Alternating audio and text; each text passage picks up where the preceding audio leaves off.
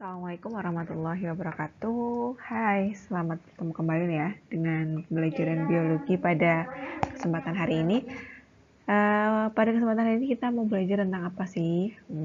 Harusnya sih kalian masih ingat ya, bahwasanya pertemuan sebelumnya kita sudah belajar tentang tahapan-tahapan pembelahan sel, yaitu tahapan mitosis. Betul. Jadi untuk pertemuan sekarang kita akan belajar tentang tahapan meiosis.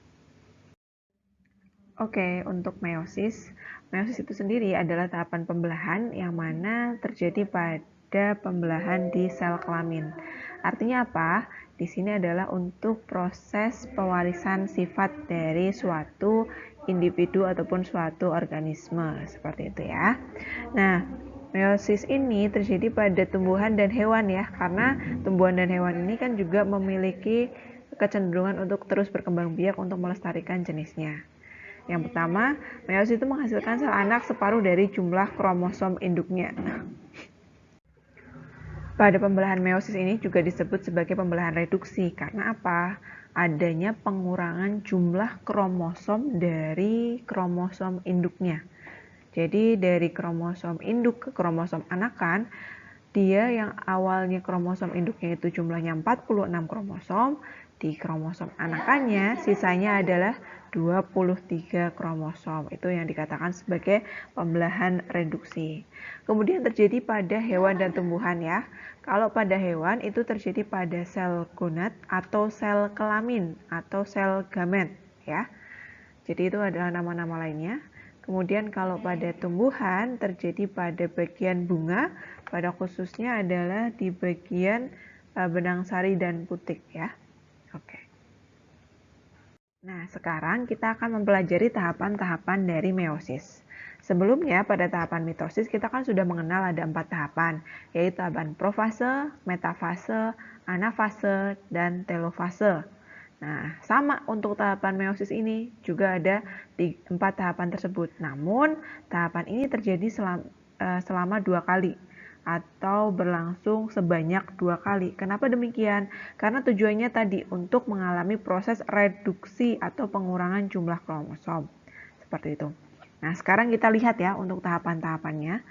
Untuk tahapan meiosis sama seperti mitosis, semua selnya mengalami fase interfase ya.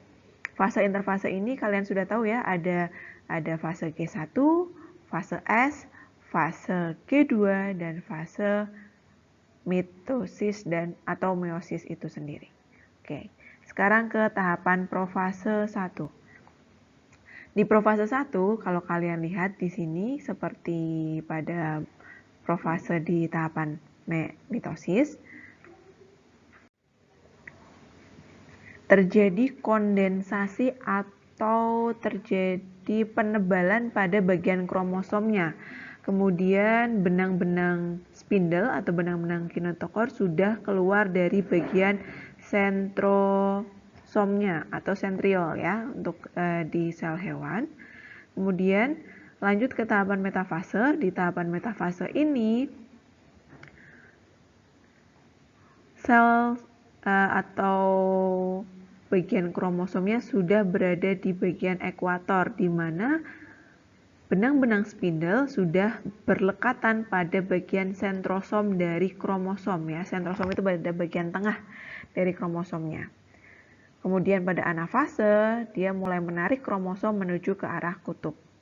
Untuk diperhatikan pada tahapan meiosis ini adalah pada tahapan meiosis 1, kromosomnya itu bentuknya itu masih ada 2 kromosom tetrat ya, ada 2 pasang tetrat yang ada di dalam tahapan meiosis 1. Nah, yang penting di tahapan meiosis 1 adalah tahapan profase 1. Nanti kita akan pelajari di tahapan selanjutnya ya. Nah, setelah selesai pada tahapan meiosis 1 yaitu pada tahapan telofase, kan mengalami proses sitokinesis atau pembelahan dari selnya ya.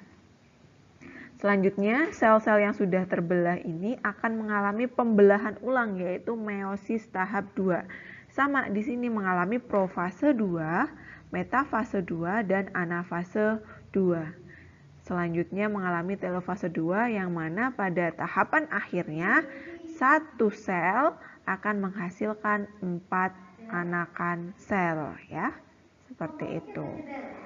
Nah, yang jadi perbedaan antara meiosis 1 dan meiosis 2 itu apa? Kalian lihat jumlah kromosomnya. Kalau di sini kan ada 2 kromosom ya. 2 kromosom. Ini 2 kromosom homolog berarti ada 4 lengan. 1, 2, 3, 4. Berarti ada 2 kromosom homolog. Nah, kalau di profase 2, setiap satu benang spindle yang berpasangan itu dia hanya tersusun atas 2 kromatid saja atau 1 kromosom homolog. Itu perbedaannya antara meiosis 1 dan meiosis 2. Kalian lihat dari jumlah kromosom yang ada pada benang spindle. Nah, sekarang kita akan belajar tahapan penting dalam tahapan meiosis, yaitu pada tahapan profase 1. Di sini ada 5 tahapan yang terjadi pada profase 1. Jadi selama proses meiosis, ada meiosis 1 dan meiosis 2, tahapan profase ini adalah tahapan yang membutuhkan waktu yang cukup lama, karena ada 5 tahap yang terjadi dalam profase 1 ini. Tahapan profase 1 itu ada leptoten, zigoten, pakiten, diploten, dan diakinesis. Kalau Ustazah sering menyingkat namanya lesipadidi gitu ya. Oke, kita akan belajar tentang tahapan yang pertama yaitu tahapan leptoten. Oke, kalian lihat di sini gambarnya tahapan leptoten ya.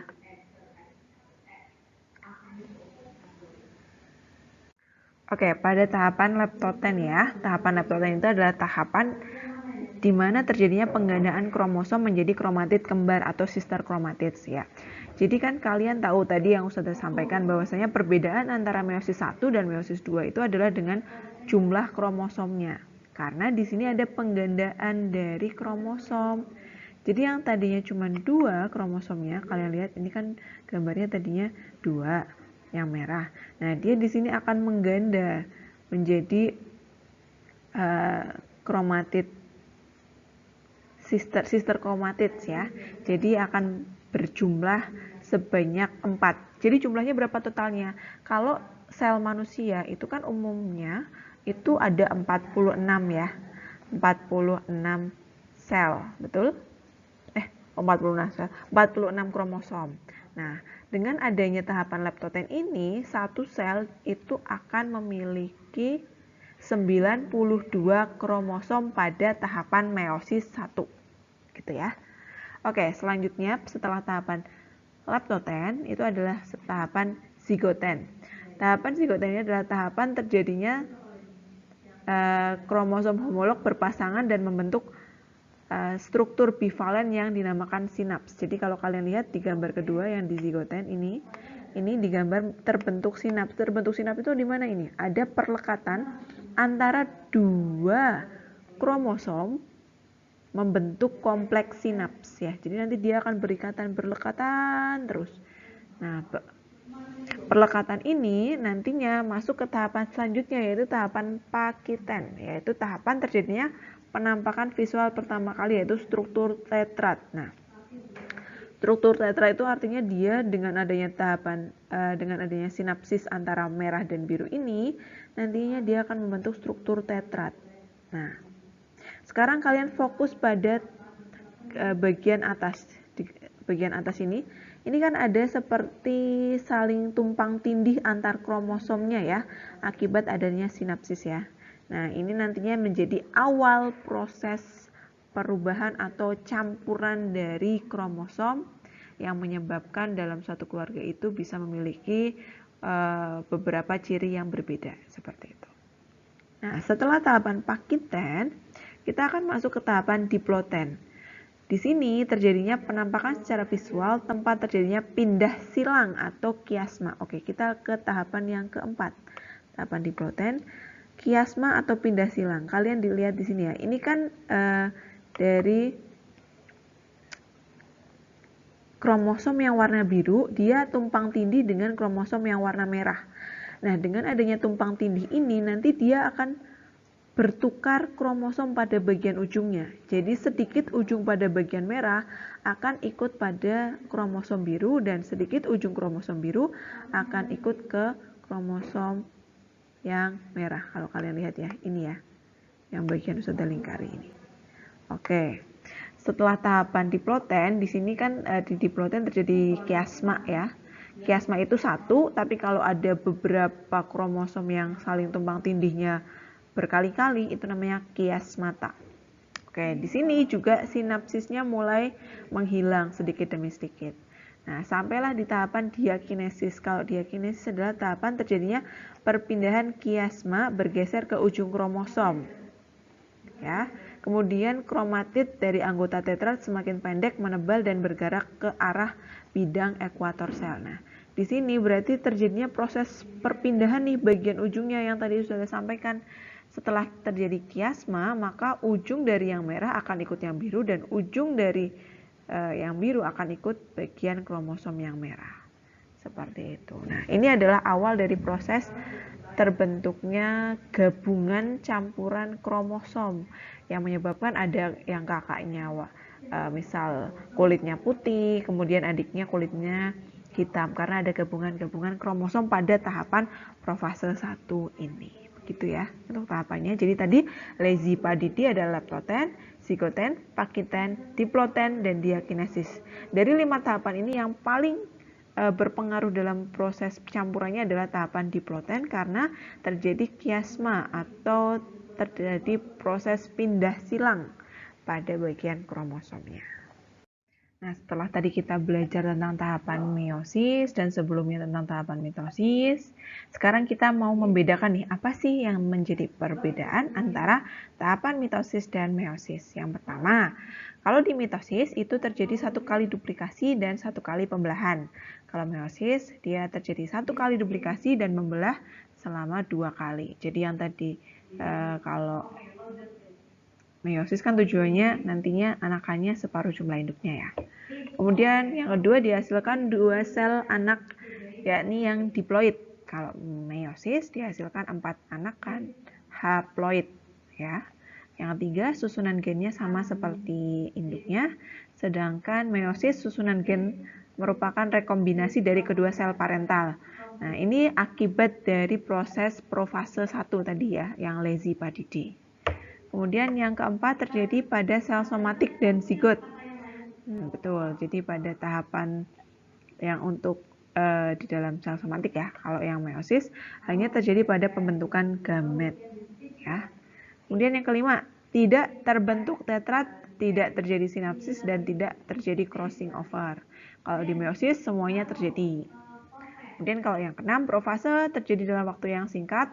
Kalau di meiosis tadi karena ada Lezi-Padidi, profase terjadi dalam waktu yang relatif lebih lama. Yang ketujuh, pemisahan sentromer di bidang ekuator langsung terjadi pada tahapan anafase. Ya, karena kan langsung dibagi kalau yang mitosis. Tapi kalau yang meiosis, pemisahan sentromer tidak langsung terjadi pada meiosis 1, tapi terjadi pada meiosis 2. Ingat tadi kalau yang meiosis 1 kan jumlah kromosomnya masih ada 2 kromosom homolog ya.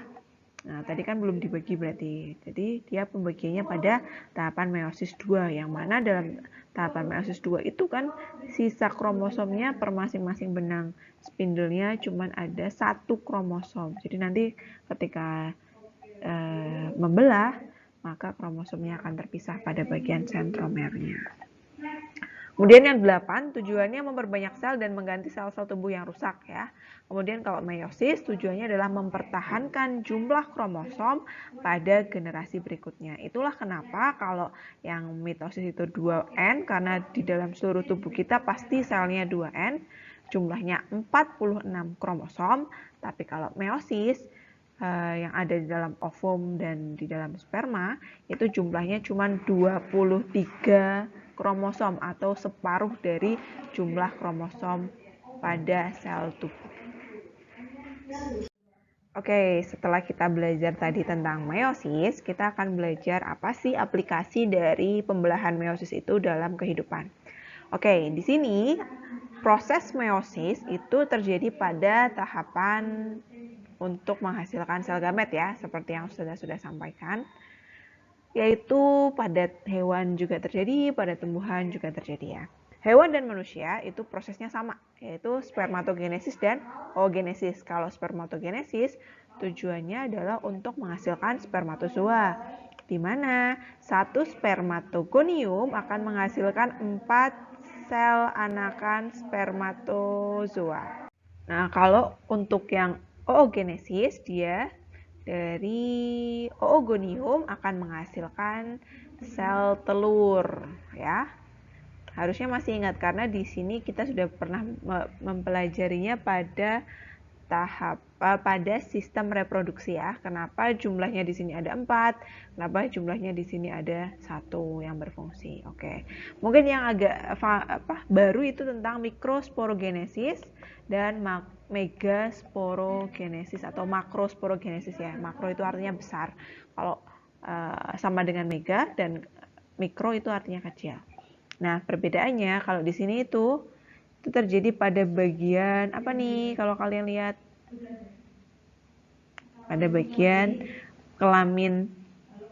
Kalau kelamin jantan dan betina, kalau kelamin jantan itu kan di benang sari ya. Kalau kelamin betina pada bagian yang putiknya. Nah, di sini kita belajar yang pertama mikrosporogenesis itu artinya yang menghasilkan sperma. Nah, terjadi proses meiosis 1 dan meiosis 2 ini. Meiosis 1 dan meiosis 2. Satu sel haploid ya akan menghasilkan mikrospora 4 mikrospora. Nah, 4 mikrospora ini nantinya akan menjadi beberapa inti vegetatif dan inti generatif. Itu nantinya akan terjadi pada proses penyerbukan ya. Kemudian kalau megasporogenesis itu nantinya akan menghasilkan 8 inti pada bagian putik atau ovulum ya, ovulumnya. Jadi dia juga mengalami meiosis ya. Meiosis. Jadi ketika satu sel ini dia akan mengalami pembelahan meiosis dari 4 megaspora yang ada di dalam tahapan ini, hanya ada 1 megaspora yang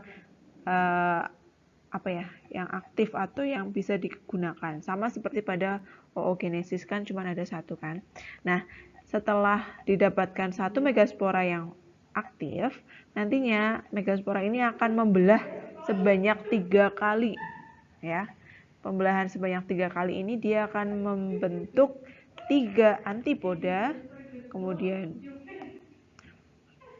2 inti kandung lembaga ya, atau inti kutub, kemudian ada 2 sel sinergit dan 1 sel ovum. Berarti 3 tambah 2 tambah 1 tambah 2 ada 8 ya. Nah, nanti akan terjadi proses fertilisasinya. Fertilisasinya hasilnya gimana? Nanti akan terjadi tahapan ketika si sperma ini masuk atau inti vegetatif 1 dan inti generatif 1 masuk melalui pembuluh serbuk menuju ke bagian ovulum. Seperti itu ya tahapannya.